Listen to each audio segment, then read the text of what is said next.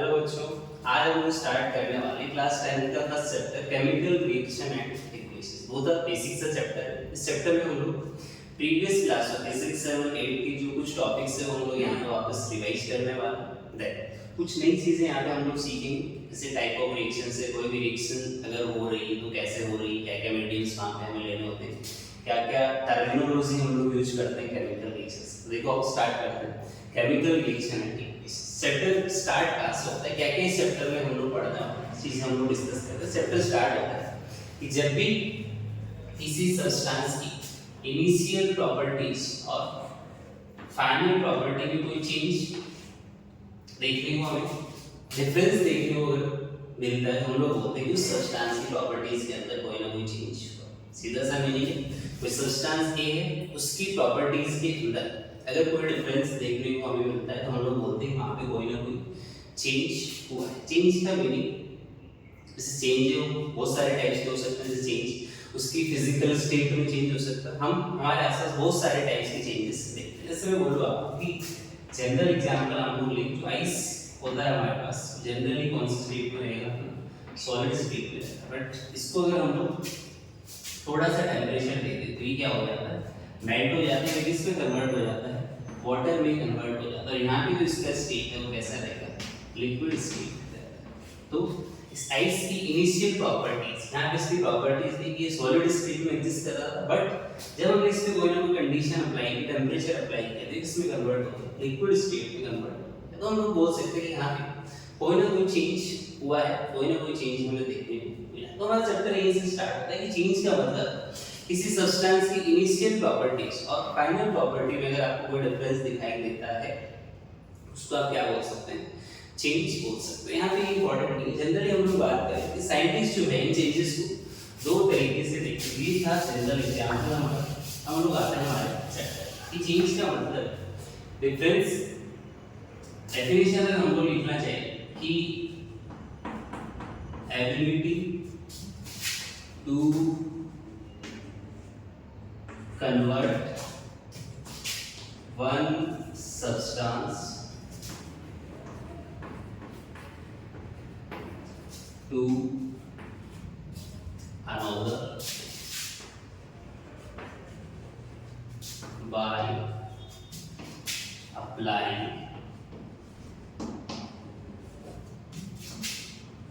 any cause or reason. ठीक है, तो ये चीजें आप अप्लाई करते हो सब्सटेंस की प्रॉपर्टीज में चेंजेस। अब आगे हमें पढ़ना है कि चेंजेस के टाइप्स क्या क्या हो सकते हैं। तो नेक्स्ट जो टॉपिक है हमारा वो रहेगा टाइप्स ऑफ चेंजेस। 6 7 क्लास में हम लोग चेंजेस के बहुत सारे टाइप्स हम लोग पढ़ चुके हैं। जैसे changes generally, reversible, irreversible, periodic, non periodic, बहुत सारे टाइप्स होते हैं। वो सारे हमने यहाँ पे डिस्कस नहीं करने, बट हम लोग देखते हैं कि जो साइंटिस्ट होते हैं वो केमिस्ट्री में हम लोग बात कर रहे हैं, साइंस की बात, यहाँ पे हम चेंजेस है वो दो टाइप की, दो कैटेगरी में हम लोग उनको डिवाइड करते हैं। फर्स्ट जो कैटेगरी होती है हमारे पास होती है फिजिकल चेंज, और सेकंड जो कैटेगरी हमारे पास होती है वो होती है केमिकल चेंज।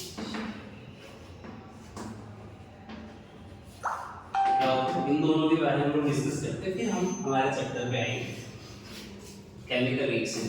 क्या होता है, कोई भी सब्सटेंस अगर प्रेजेंट है तो उसके पास दो टाइप की प्रॉपर्टीज प्रेजेंट होती है। एक होती है उसकी फिजिकल प्रॉपर्टी, जो आउटर अपीयरेंस हम लोग बोल सकते हैं कि बाहर से देख देख के आप कौन कौन सी प्रॉपर्टी उसके बारे में बता सकते हो, उसको आप बोलोगे physical properties. And chemical properties का मीनिंग होता है कि केमिकल कंपोजिशन की आप बात करें तो उसकी स्ट्रक्चर के अंदर जाकर के आप देखेंगे तो उसकी कौन कौन सी प्रॉपर्टी आप देख सकते हैं, उनको आप बोलोगे केमिकल प्रॉपर्टी। तो सीधा सा मीनिंग है कि अगर किसी सब्सटेंस की फिजिकल प्रॉपर्टीज में चेंज आ रहा है तो आप बोलोगे उसको फिजिकल चेंज, और अगर उसकी केमिकल प्रॉपर्टी में चेंज आ रहा है तो आप बोलोगे उसको केमिकल चेंज।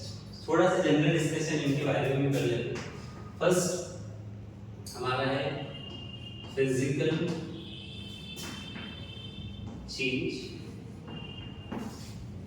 क्या होता है फिजिकल चेंज, लिखना है generally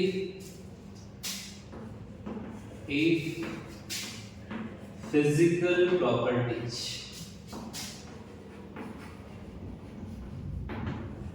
physical properties of a substance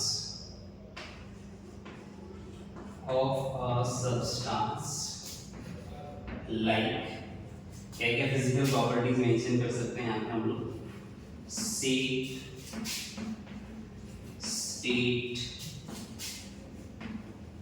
colour etcetera etcetera are change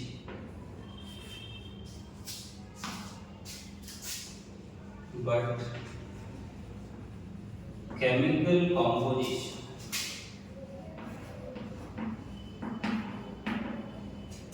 doesn't change. The change is called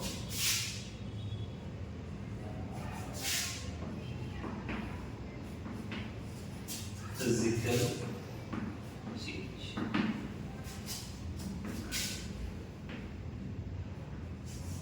So simple. If अगर किसी सब्सटेंस की फिजिकल प्रॉपर्टी में कोई चेंज आपको देखने को मिल रहा था, बोलोगे वहां पे उसको फिजिकल चेंज की कैटेगरी में आएगा। केमिकल कॉम्पोजिशन इंपॉर्टेंट है यहाँ पे।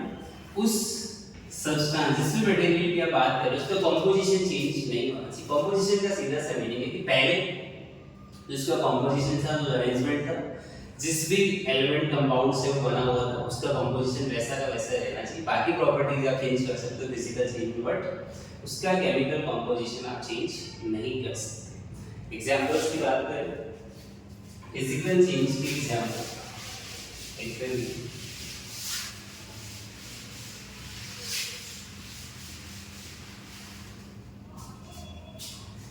फिजिकल चेंज के एग्जांपल